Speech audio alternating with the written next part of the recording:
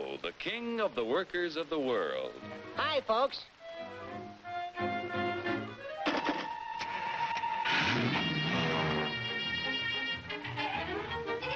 Joe's the king because he can buy more with his wages than any other worker on the globe.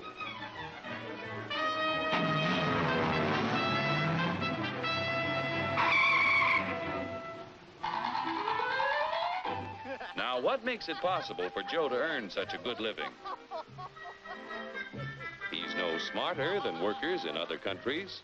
Are you kidding? He's no stronger than workers in other lands. Oh, yeah? Well, just watch me.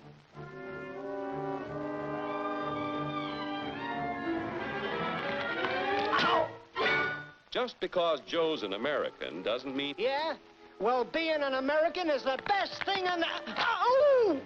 My back! Sure, being an American is great, but how could you be superior to any foreigner when you or your folks might be any one of a dozen different races or religions? So, if you're no Superman, it must be the American way of doing things that makes you the luckiest guy in the world.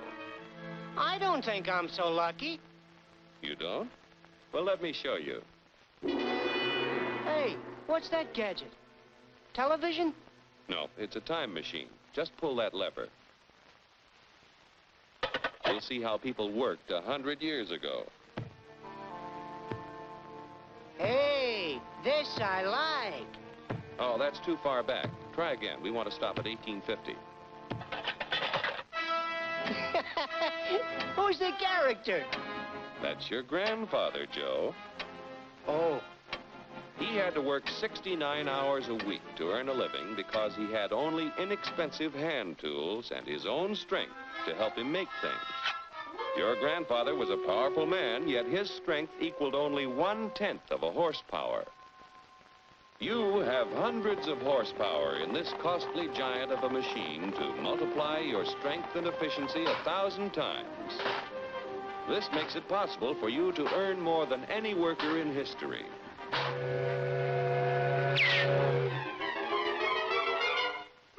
And still have leisure time each day to enjoy life. So I'm lucky. But what about the rich guy who does nothing while I do the work? True, there are rich people who contribute nothing. And there are poor people who contribute the same. But most of the invested capital that buys the tools you use comes from your fellow Americans. 40 million of us have money in the banks. 70 million of us own insurance policies.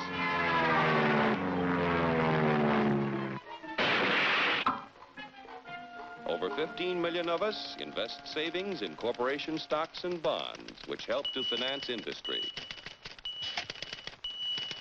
Each year, the people of America invest billions of dollars to create new plants and equipment. This invested capital buys the tools which make a man's labor worth more because he produces more.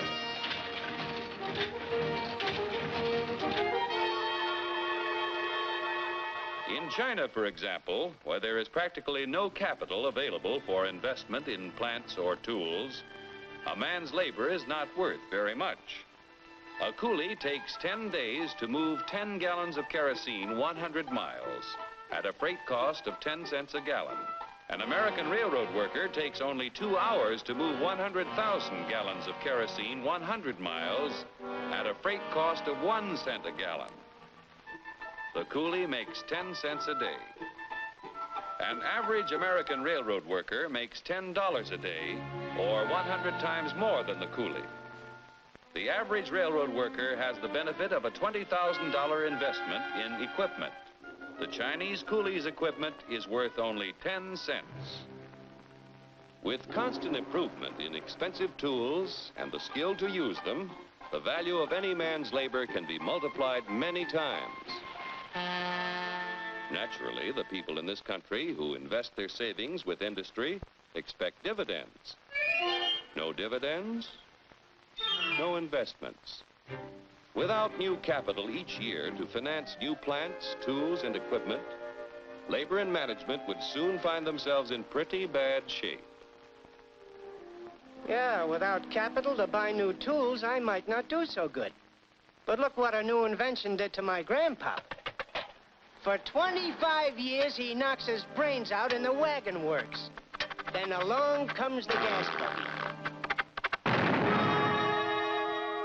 Need I tell you what happened to Grandpop?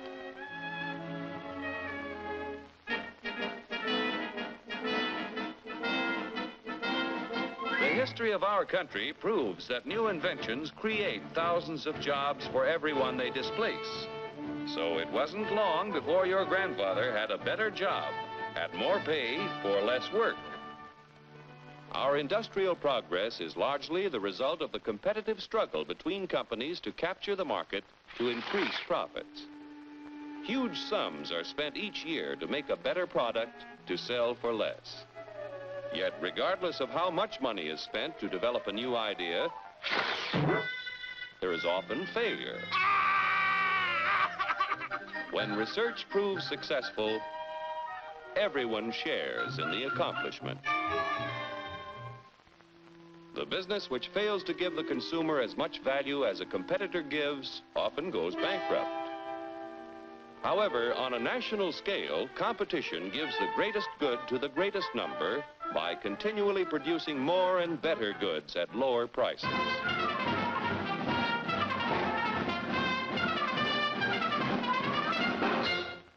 The American way of doing things makes it possible for more people to own their own homes. We're only 7% of the world's population, but we have 50% of the radios.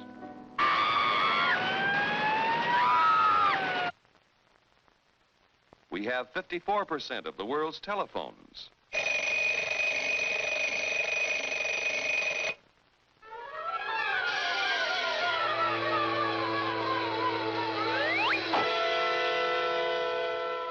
Americans own practically all the refrigerators in existence to give them plenty of ice quickly and easily.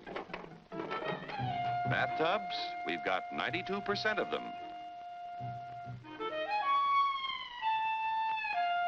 Most of us have the leisure time to enjoy the peace and quiet of the beautiful countryside as we drive about in 72% of the world's automobiles. I told you to turn at the last corner. If you don't eat it, you won't eat it. I don't like it. I want a candy bar. Under the protection of our freedoms, American labor, management, and capital, the greatest production team in the history of mankind, have made the United States the industrial master of the world. Capital must continue to provide industry with the funds to create new tools and plants.